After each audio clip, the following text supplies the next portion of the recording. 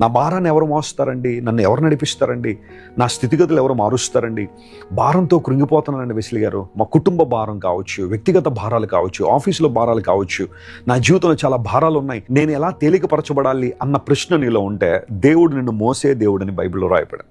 ప్రపంచంలో చాలా మంది తమ చేతులతో చేసుకున్న వాటిని మోస్తున్నారు, కానీ మన దేవుడు మనల్ని మోసే దేవుడు. ఆయన ముదిమి వచ్చే వరకు ఎత్తుకుంటానని వాగ్దానం చేసిన దేవుడు ఆయన. దేవుని ప్రజలారా, దేవుడు మన భారాన్ని భరించేవాడు. ఆ కారణాన్ని బట్టే ప్రభువైన యేసుక్రీస్తు వారి లోకానికి వచ్చి ప్రయాసతో భారం మోసుకుంచిన సమస్త జనులారా నా యొద్దకు రండి, నేను మీకు విశ్రాంతినిస్తానన్నాడు. యేసు ప్రభు మనకి విశ్రాంతినిచ్చే దేవుడు, శాంతి సమాధానం ఇచ్చేవాడు. నేటి ప్రపంచంలో ఎటు చూచిన శాంతి లేదు, సమాధానం లేదు. ఎన్నో ఆక్రందనలు, ఎన్నో రకాలైన దుఃఖాలు, నిట్టూర్పులు, శాంతి సమాధానం లేక మనిషి వెలవల్లాడిపోతున్నాడు.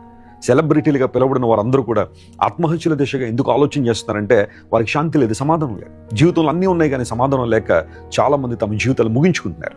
అయితే మనం దేవుని వైపు చూసినప్పుడు, సమాధానకర్త అయిన దేవుని వైపు మన హృదయాల్లో కేంద్రీకరించినప్పుడు దేవుడు మనకు సమాధానం ఇచ్చి ఆయన మన భారాన్ని మోసే దేవుడు. ఆయన భారం ఎప్పుడైనా ఒక చోటే ఉండాలి. అయితే దేవుని మీదన్నా వేసేయాలి నువ్వు, లేదంటే నువ్వన్నా భరించాలి. నీవు భారాన్ని భరించి కృంగిపోవడం కన్నా ఆ భారాన్ని దేవుని మీద వేశాయి.